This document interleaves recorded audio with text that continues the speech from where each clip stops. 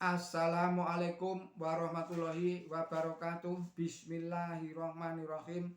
Allah berfirman di dalam surat Al-Ma'un surat 107 sampai dengan surat 5. Saya ulangi lagi, surat Al-Ma'un 107 ayat 1 sampai dengan ayat 5. Bismillahirrahmanirrahim. Apakah engkau melihat orang yang mendustakan agama? Itu adalah orang yang kasar terhadap anak yatim dan tidak memberi desakan untuk memberi makan kepada orang miskin. Maka celaka sekali bagi orang-orang yang bersalat yang mereka alpa di dalam sholat mereka itu. Pendek kata, orang yang tidak memperlihatkan contoh yang mulia di dalam kehidupannya sehari-hari itu bukan orang mutaki. Saya kira saya telah cukup menguraikan konsepsi saya tentang doa menurut Islam. Seperti halnya masalah takdir, doa itu juga dimaksud untuk memberi dorongan terhadap amal perbuatan kita. Akan tetapi sayang sekali kita telah mengubahnya menjadi laknat bagi kita sendiri. Ia menjadi rintangan bagi kemajuan kita karena mengambil pandangan yang menyesatkan. Kita memandang amal perbuatan sebagai hal yang tidak dapat dipersatukan dengan iman. Kita mengira bahwa iman yang sempurna itu hanya dapat dibuktikan dengan tidak berbuat apa-apa. Jadi untuk mencukupi keperluan kita itu hanya bergantung atas kemurahan Allah Ta'ala semata-mata. Kita berpendapat bahwa menjalankan ikhtiar itu berarti kurang iman kepada Allah Ta'ala.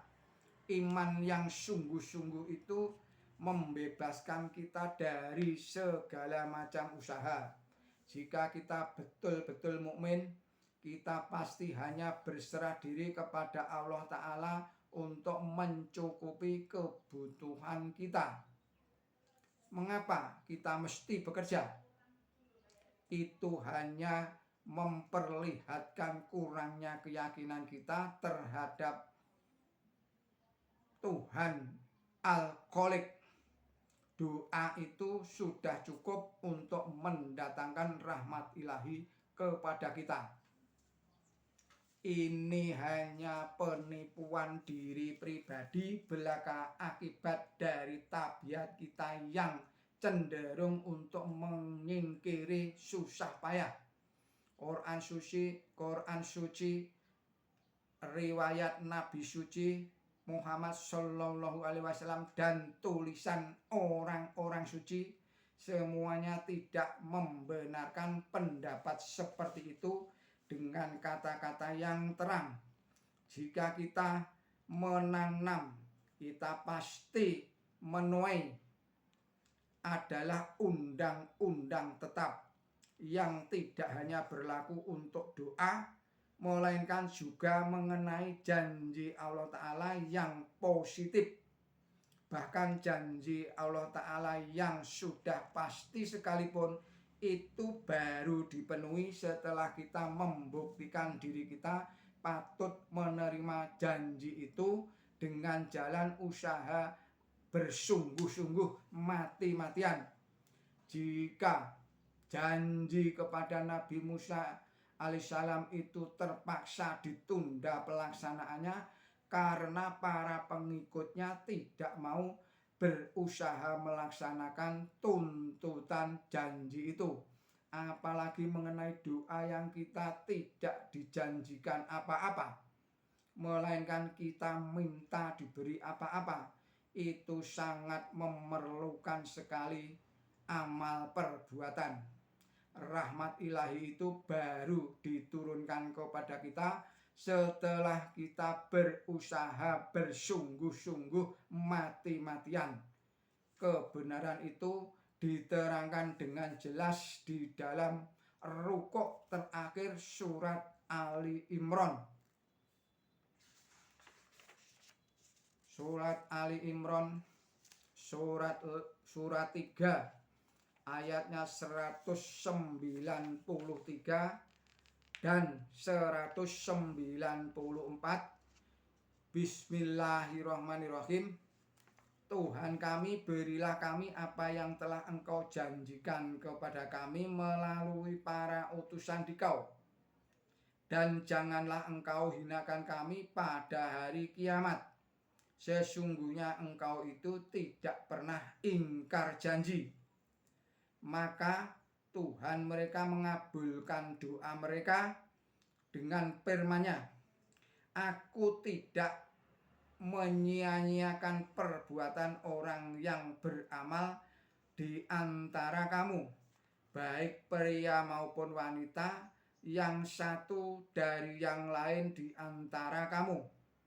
Maka dari itu orang-orang yang berhijrah dan diusir dari tempat tinggal mereka dan dianiaya di jalanku dan bertempur dan dibunuh, niscaya aku akan menghapus keburukan mereka dan aku masukkan mereka dalam surga yang di dalamnya mengalir sungai-sungai ganjaran dari Allah, dan di sisi Allah adalah ganjaran yang baik.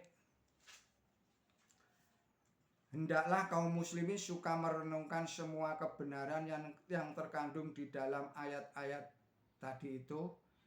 Ada dikatakan di dalam ayat itu orang yang memperingatkan Allah akan janjinya. Sebagai balasan, Allah Ta'ala bersedia memenuhi janjinya. Akan tetapi syarat apakah yang Allah Ta'ala minta untuk dipenuhi janji itu? Beliau menyebut satu persatu macam-macam kesukaran yang diderita oleh kaum muslimin di jalan Allah. Itulah usaha mereka yang sungguh-sungguh dan mati-matian. Amal perbuatan mereka sebagaimana sejarah menceritakan kepada kita, kaum muslimin zaman dahulu baru mencapai sukses setelah mereka berjuang bersungguh-sungguh dan mati-matian yang diridhoi oleh Allah Subhanahu wa ta'ala. Demikian kajian dari Khawaja Kamaluddin. Billahi taufik wal hidayah. Wassalamualaikum warahmatullahi wabarakatuh.